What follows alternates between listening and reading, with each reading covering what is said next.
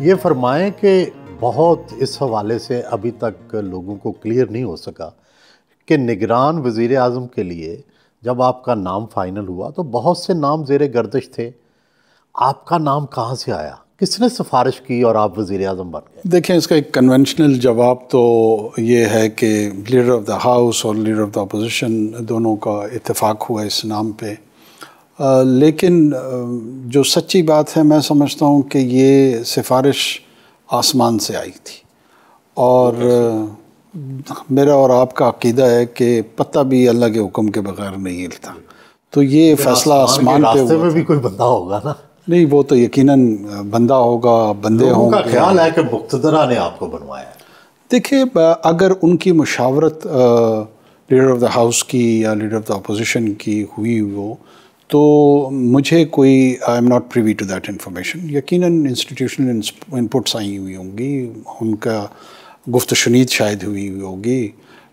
ऐसा नहीं है कि मैं उस प्रोसेस का गवाह हूँ या विटनेस हूँ और उसमें मैं असबत में या नफ़ी में उसका जवाब दूँ।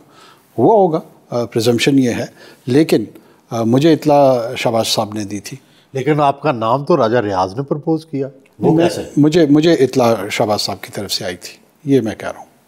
अच्छा, राजा रियाज साहब ने आपसे उससे पहले मशवरा नहीं, मुझे उन्होंने नहीं बताया था। मेरे इल्म में जब ये आया तो प्राइम मिनिस्टर हाउस की तरफ से मुझे कांटेक्ट किया गया था। आपकी जब बायोग्राफी देखते हैं, आपकी लाइफ हिस्ट्री देखते हैं, तो आपकी वालदा, आप 4 साल के थे, डेथ हो गई, वालिद साहब भी जल्दी चले गए, तो किस तरह से आपने इन मुश्किलात में अपने आप को जो है आगे बढ़ाया, तालीम हासिल की? जी, लाइफ स्ट्रगल रही और चैलेंजेस रहे और अल्लाह ने मुझ पे करम रखा, उसकी रहनुमाई रही, उसकी मेहरबानी रही, उसका करम रहा और मुझे ज़िंदगी में अच्छे दोस्त मिले, मुझे ज़िंदगी में ऐसे रिश्तेदार मिले जिन्होंने मौक़ों पे, जगह जगह पे मेरी जहाँ जहाँ डायरेक्शन की ज़रूरत थी उनका किरदार उसमें रहा। और मेरे ख़्याल में टीचर, असातिज़ा मुझे बहुत ही अच्छे मिले। सबसे ज़्यादा आपने ज़िंदगी में किसको मेहरबान पाया अपने ऊपर?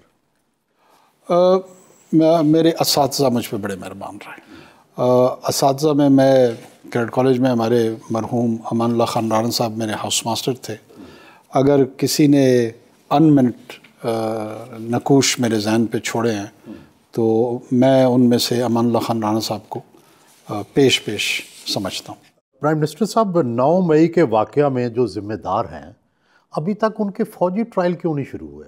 चलें, बाकी तो अदालतों का तो अपना किरदार है, लेकिन फ़ौजी ट्रायल तो शुरू होना चाहिए था। देखिए, मैं समझता हूँ कि पहले तो ये सवाल इसका जवाब होना चाहिए कि क्या फ़ौजी ट्रायल होने चाहिए, नहीं होने चाहिए। ये डिसाइड हो चुका है सुप्रीम कोर्ट ने। जी, जैसे उसी तरफ आ रहा हूँ कि अभी तक एक डिवीज़न या पोलराइजेशन थी माशरे में कि जी नहीं होने चाहिए, लेकिन ये चूँकि अब कंक्लूड हो चुका है कि होने चाहिए, उसकी रफ्तार मेरे ख़्याल में आने वाली हुकूमत जो भी बनेगी उस दौरानिए में मुझे लगता है कि कुछ उसके नताइज शायद सामने आएँ, क्योंकि अब तो वक्त ग़ालिबन इतना तो निगरान दौर में उनका फ़ौजी ट्रायल नहीं होगा? नहीं, हो सकता है, लेकिन मुझे चूँकि वो एक बज़ाते ख़ुद एक लॉफुल प्रोसीजर है, ट्रायल है, तो हम उस पर इन्फ्लुएंस नहीं होना चाहेंगे। जो उसका नेचुरल फ़्लो है उसमें वो जाएं और कंक्लूड हों तो वो ज़्यादा बेहतर है। लोग कहते हैं जी कि